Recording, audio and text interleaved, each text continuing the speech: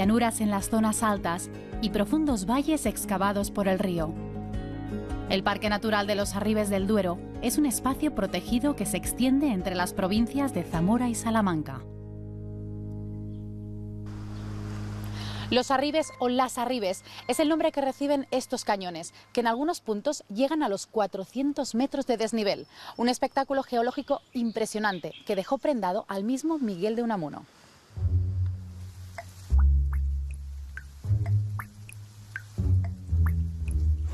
El agua terca, que talla las rocas gota a gota con secular trabajo, ha ido carcomiendo su lecho berroqueño y buscando salida entre esguinces y revueltas.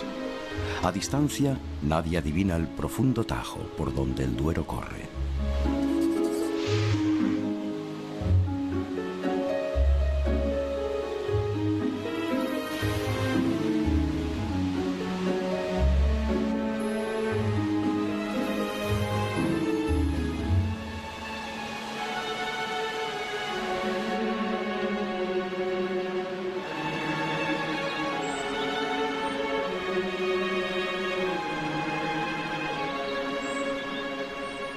En los valles, resguardados del viento y las heladas, dominan las especies vegetales mediterráneas.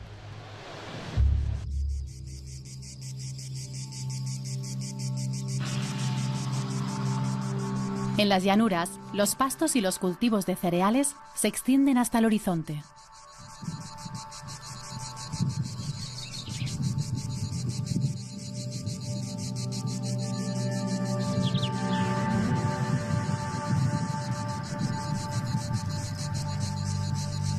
Los matorrales salpican el paisaje en las zonas de cultivo abandonadas.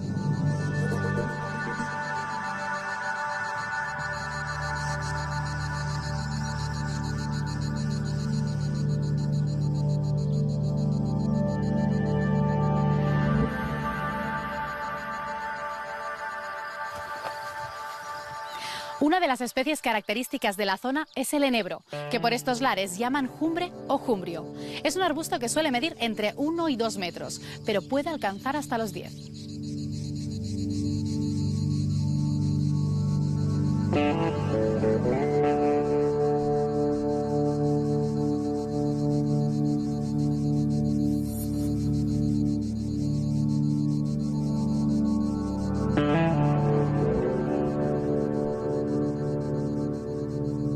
Las flores dan lugar a las enebrinas, unas bayas muy astringentes que tradicionalmente tenían un uso medicinal.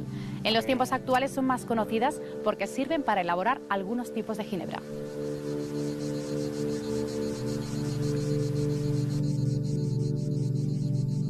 En la llanura, además del enebro, encontramos encinas, robles, melojos y alcornoques.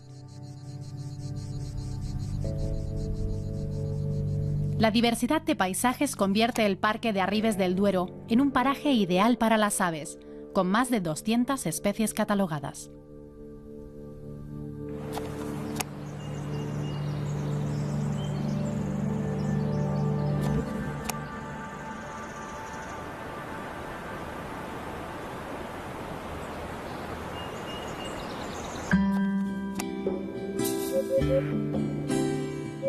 La bubilla es el único representante europeo de un grupo de aves tropicales, los bucerotiformes.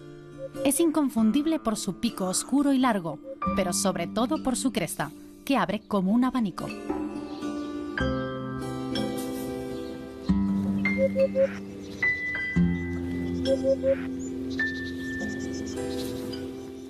Su canto es muy característico, grave y de largo alcance. De este sonido proviene su nombre científico, upupa.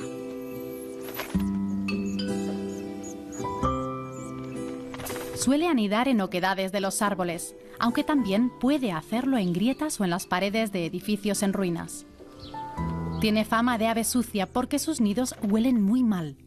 En realidad, se trata de una estrategia para ahuyentar a los depredadores de los huevos. Además, es un ave que utiliza la guerra química para asegurar su descendencia.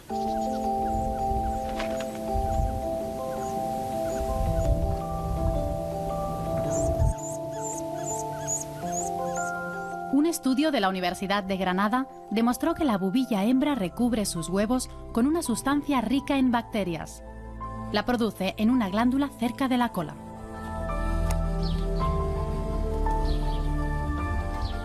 A diferencia de otras especies de aves, sus huevos tienen unos diminutos hoyos en la superficie que retienen este líquido. Las bacterias del fluido producen antibióticos que los protegen de infecciones durante el desarrollo del embrión.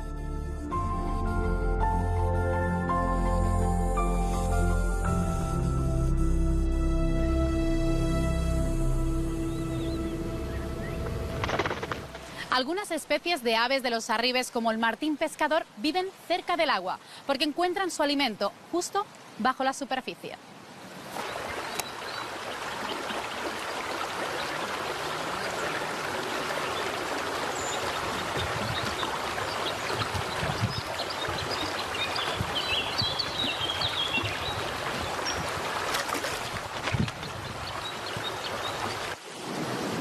Pero no es nada fácil ver un pez desde el aire. Los fenómenos de reflexión y refracción de la luz le ponen las cosas difíciles. Empecemos por la reflexión. Según el ángulo de incidencia de la luz, los haces rebotan en la superficie. Esto impide que el ave vea su presa bajo el agua. Este fenómeno es el responsable de que a menudo en aguas tranquilas veamos reflejadas las montañas que la rodean o el cielo azul.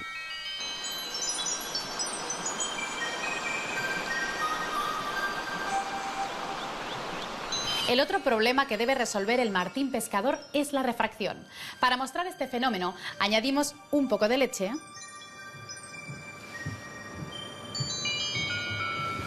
que nos permitirá seguir el recorrido del haz de luz en el agua.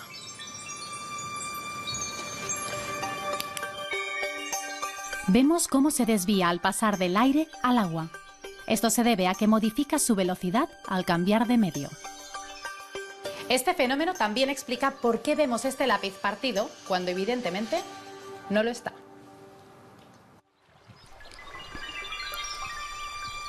Los fenómenos de refracción provocan que esta ave perciba desde fuera del agua un pez en un sitio en el que realmente no está.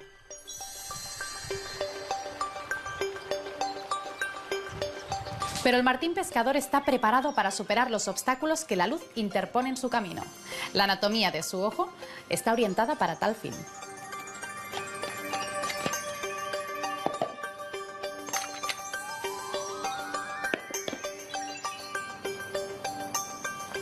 La fóvea es la zona de la retina que genera imágenes de mayor precisión. La mayoría de animales tenemos una en cada ojo, pero el martín pescador tiene dos. Con la fóvea situada en el centro de la retina, detecta la presa.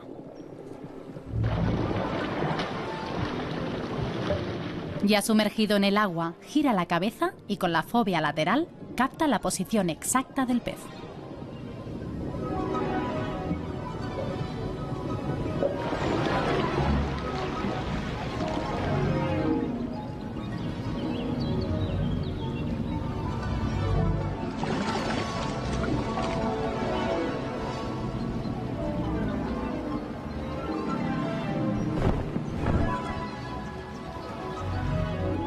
Aunque no acierta siempre a la primera.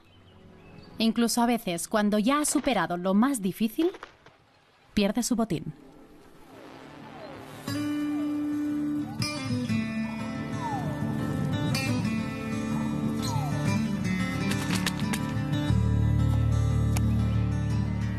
En Arribes del Duero habitan distintas rapaces que necesitan protección.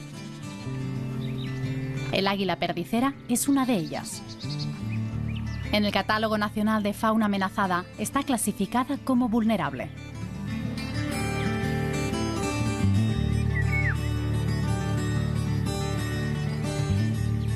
A menudo caza en pareja. Como en otras rapaces, la hembra es más fuerte y de mayor tamaño. En este caso, al macho le toca esperar a que llegue su turno. Pese a su nombre, las perdices no son el menú preferido de esta rapaz. Su plato favorito son los conejos.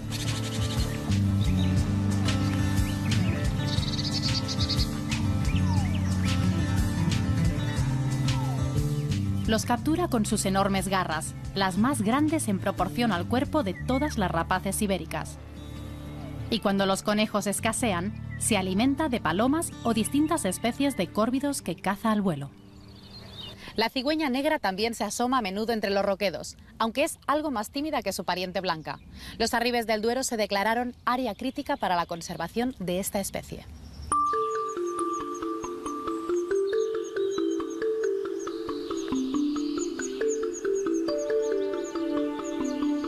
Es un animal solitario que solo se une a otros miembros de su especie durante la migración o en la época de reproducción.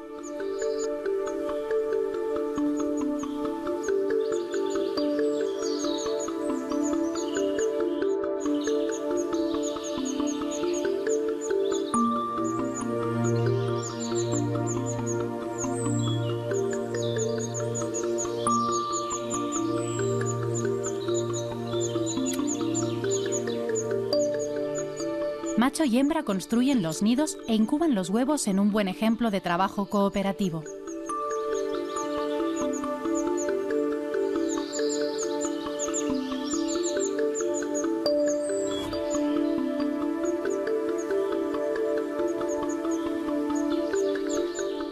Es algo más pequeña que la cigüeña blanca y muy buena planeadora.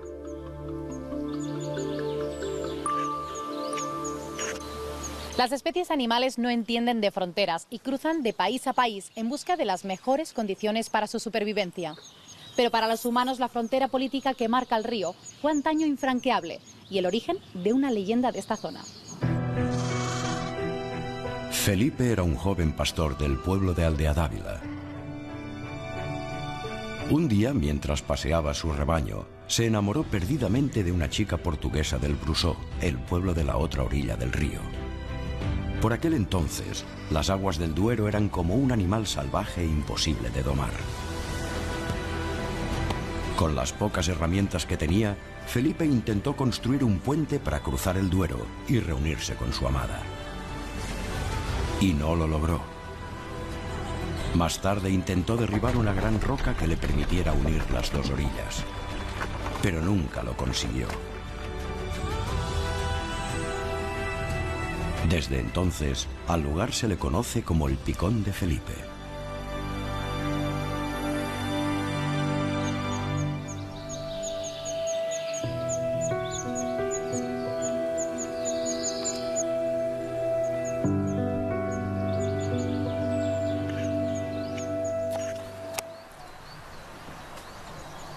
Si en el reino animal hay alguna especie con relaciones amorosas tortuosas, es sin ninguna duda la mantis religiosa. Lo de perder la cabeza por amor, en su caso, no es ninguna metáfora. El juego del apareamiento puede ser mortal. La hembra se come al macho. Este comportamiento se conoce como canibalismo sexual.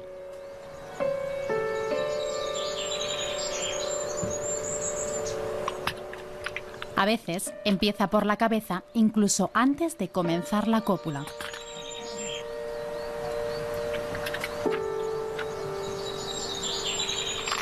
Y aún decapitado, el macho la fecunda.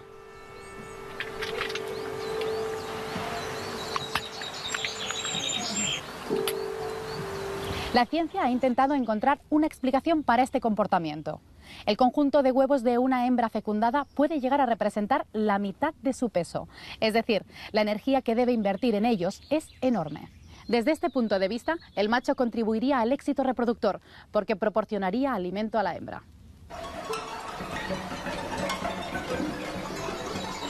Pero los machos no se entregan a la causa de forma tan desaforada como parece. Distintos experimentos han demostrado que cuando pueden, evitan a las hembras hambrientas. Con una pareja bien alimentada, tienen más probabilidades de salvar la cabeza. En realidad, el canibalismo sexual de la mantis sucede menos a menudo de lo que se creía. Algunos estudios afirman que solo el 30% de los machos sucumben ante sus insaciables parejas. En la península ibérica hay apenas 15 especies de mantis de las 2.400 que existen. La mayor parte habita en zonas de clima tropical.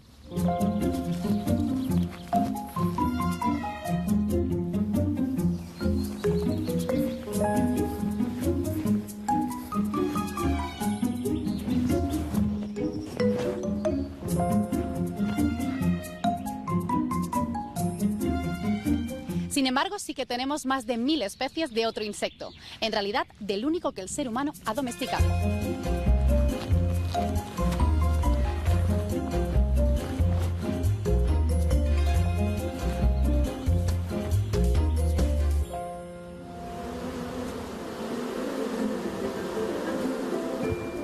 Las primeras abejas aparecieron hace unos 130 millones de años, muchísimo antes de que los primeros humanos asomaran la nariz por nuestro planeta. El comportamiento social de muchas especies surgió hace unos 80.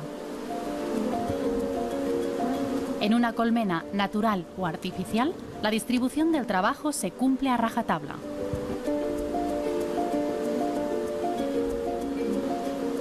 Hay solo una abeja reina que engendra todas las de la colonia. Puede llegar a poner hasta 2.500 huevos por día.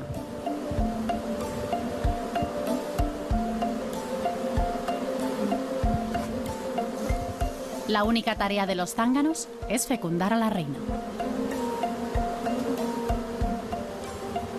En cambio, las obreras son hembras infértiles que se ocupan de todas las tareas, de la limpieza de la colonia, la cría de las larvas, la defensa de la colmena y la recolección de néctar y polen. Cuando encuentran una fuente de alimento, las abejas obreras se lo comunican al resto al volver a la colmena, pero no se lo dicen mediante sonidos, sino a través del baile.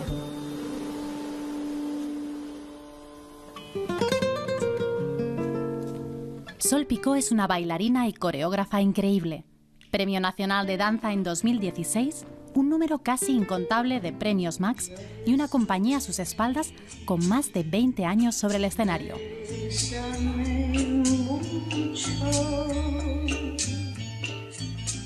Sol, no sé qué despiertan en ti los insectos. Entre los nombres de tus coreografías hay el lago de las moscas, Petra, la mujer araña y el putón de la abeja maya, Memorias de una pulga.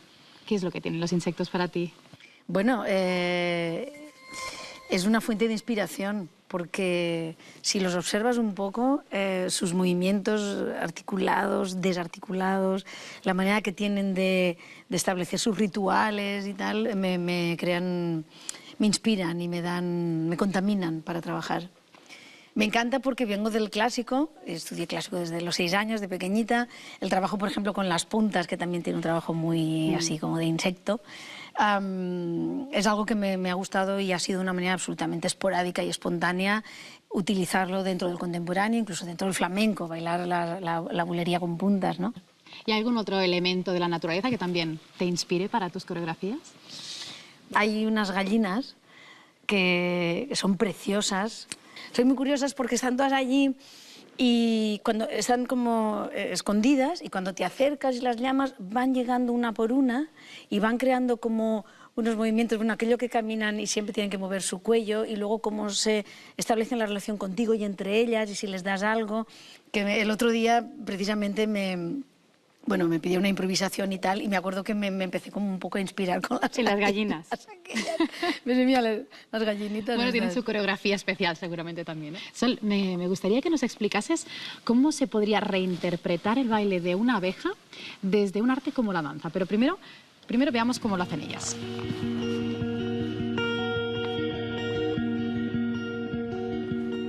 Toman como referencia el sol. Aunque desde dentro de la colmena no lo ven, todas las obreras conocen su posición exacta a cada hora del día. Con su cuerpo indican la dirección hacia donde está el alimento. Luego avanzan al mismo tiempo que zarandean el abdomen. Cada segundo que avanzan equivale a 1 kilómetro de distancia de las flores. 2 segundos, 2 kilómetros. Luego describen un semicírculo y vuelven a empezar.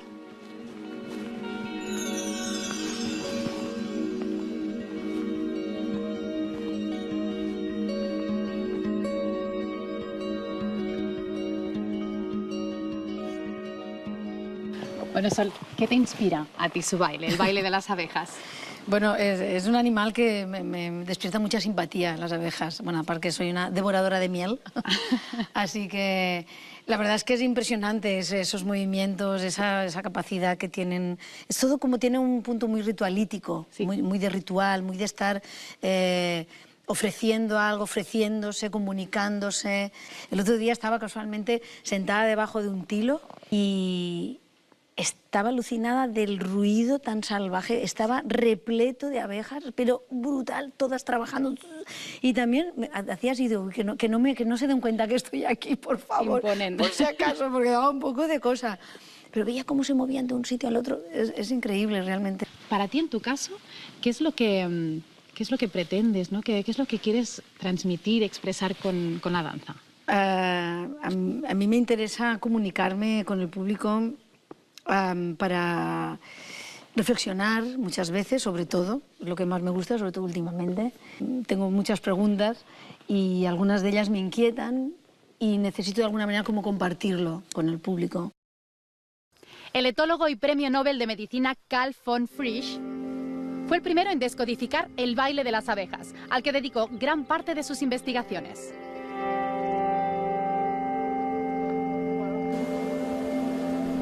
La vida de las abejas es como un manantial mágico. Cuanto más extraes de él, más se llena de agua.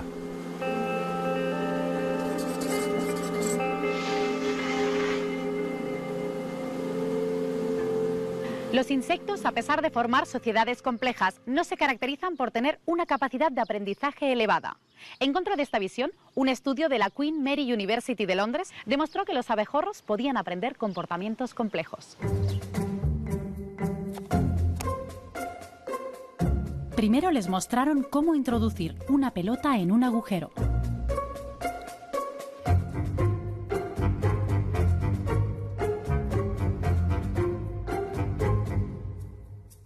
Al cabo de algunas repeticiones, ya lo hacían. Luego se lo pusieron más difícil. Debían elegir una de las pelotas. Los insectos escogían la ruta más corta. Los abejorros demostraron que eran capaces de resolver situaciones nuevas. Por ejemplo, cuando una pelota estaba pegada al suelo, elegían otra. Las franjas amarillas y marrones de la abeja tienen como objetivo ahuyentar a posibles intrusos sin tener que usar su aguijón. Es lo que se conoce como una coloración aposemática.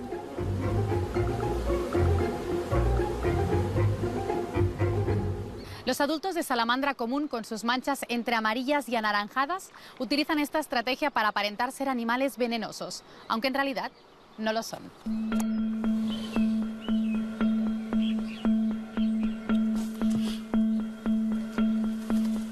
Es una de las especies de anfibios menos ligadas al agua. Se acerca a ella solo para parir.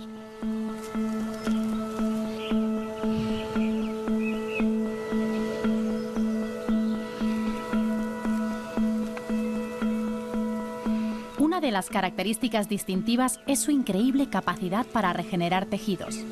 Cuando pierden una extremidad, acuden a la zona distintos tipos celulares que se transforman en nervios, músculo o hueso para formar una nueva pata.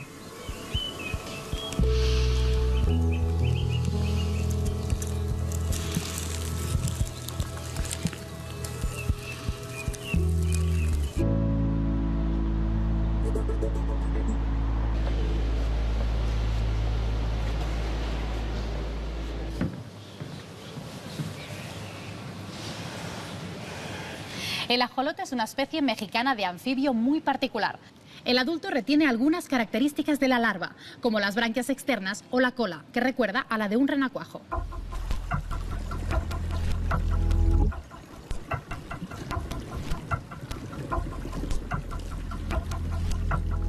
Al igual que la salamandra, el ajolote también se ha utilizado como animal modelo para estudiar la regeneración. No solo es capaz de reconstruir una nueva extremidad, también puede regenerar incluso partes de su corazón y cerebro.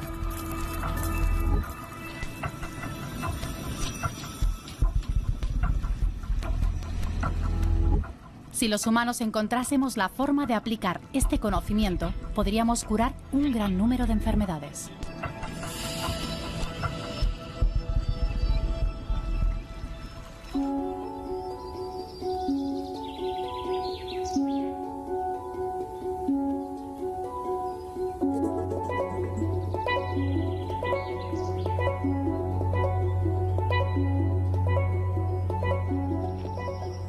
Los animales no dejan nunca de sorprendernos. Hoy hemos visto que en algunos casos conocer sus misterios incluso puede ser beneficioso para el ser humano.